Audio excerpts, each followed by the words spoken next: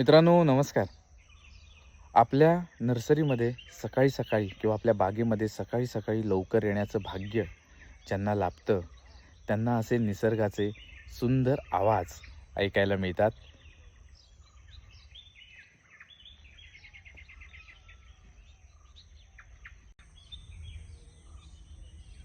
तुम्ही पक्ष्यांचे येणारे हे आवाज नक्कीच ऐकत असाल. काही आवाज जवळून येतात, काही आवाज लांबून येतात.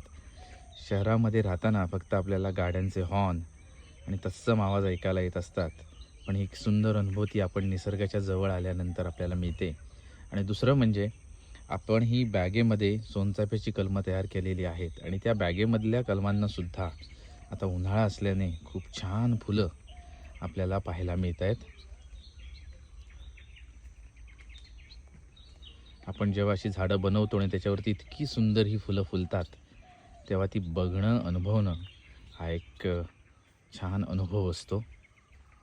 ही बॅगेमध्ये झाडं लावायची कशी, त्यांचं पॉटिंग मिक्स कसं तयार करायचं, त्यांची काळजी कशी घ्यायची, हे आपण पुढे बघणारच आहोत.